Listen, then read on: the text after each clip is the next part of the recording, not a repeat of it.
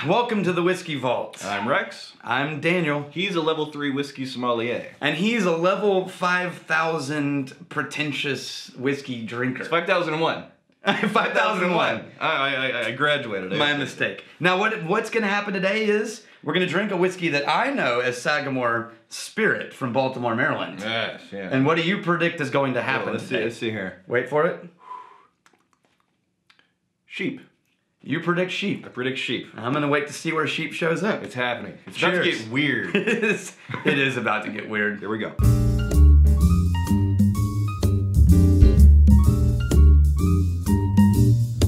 All right, we're drinking the Sag. That's a pretty bottle. It is a pretty bottle. Yeah.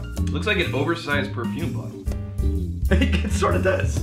Yeah. Not as much as like the Canadian Collingwood, which looks like an oversized cologne bottle. We'll get to that someday. Right. But this is very pretty. Yeah. So This is what do we got here? We got probably half their money goes into this bottle. It's rye. Rye. Now here's the cool thing, and I'm gonna have a rant, so take some whiskey. And a deep breath. Okay. Now. You know, it smells like rye. Shocking. Yeah, it really does, man. That is rye. That's very rye. Very spicy. This is a one-note rye. I'm getting on the back end of this rye a little bit of it's a little floral. Yeah. Yeah. And some anise. Can we say that?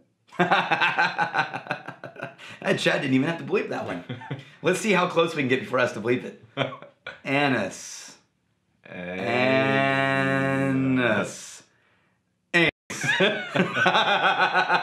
That was it. That was how close it was. People are going to assume we've been drinking a lot. We haven't. We just started. Okay, so here's my rant. This is from Baltimore, Maryland, which, by the way, is the original Pennsylvania and Maryland area. That's the original rye whiskey foundations of American rye whiskey, right? All came from that area.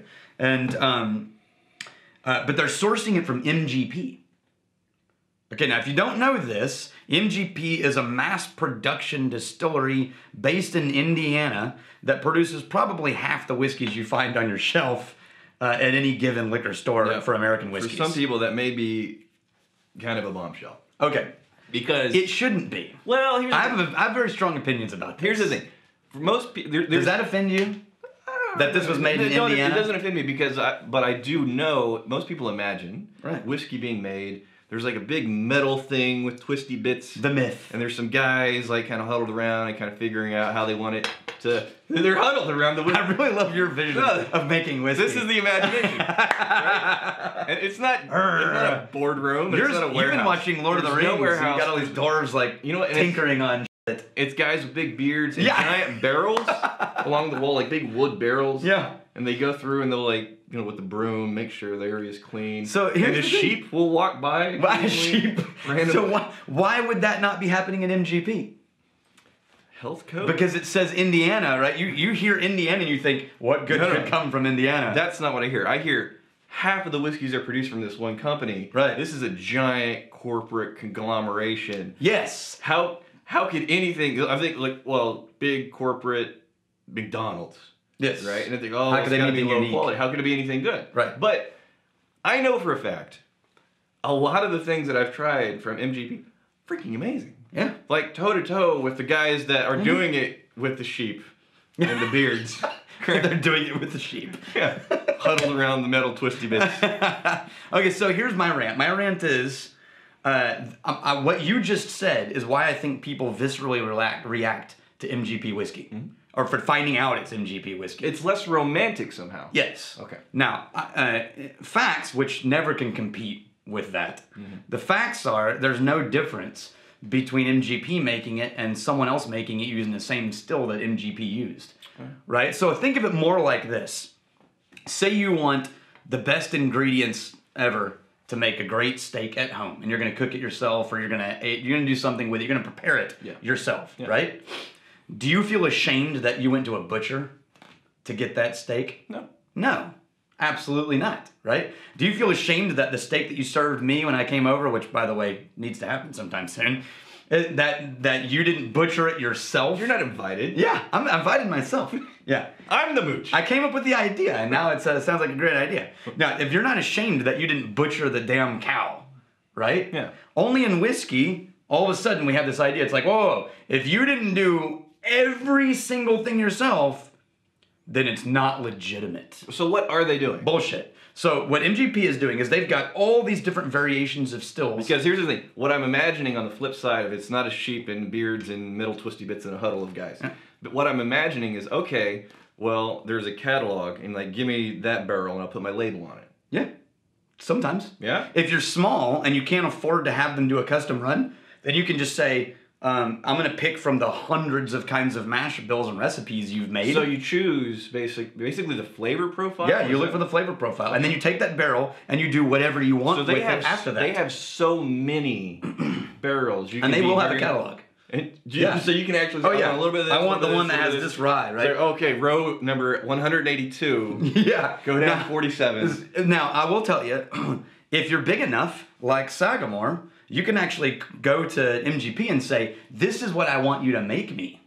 I want you to use this percentages of grains, and I want you to run it through these stills, and I want you to produce it out at this alcohol percentage, and so on, right? So you are absolutely determining the whiskey that's coming out of those stills. You just haven't funded the capital to develop them yourself, right? Interesting. Then you take that finished whiskey, and you warehouse it, you barrel it however long you want, you do all the other things you want to do, you even age it in your area, right? So there is no reason, in my opinion, that it should be people should have a problem with MGP. Now, what I do agree with is that I think there should be full disclosure. Yeah. I do get annoyed when there's an MGP whiskey that won't be honest about the fact that it's an MGP whiskey. Right. Right? They say something like, we're a Texas whiskey, and then you look it up and you're like, you're buying your whiskey from MGP. Yeah. It's like, you may be aging it in Texas, but you're not making it. Now, I think Sagamore's working on making their own. What I love about them is that he sourced it from MGP. He determined his mash bill. He took it back to Baltimore,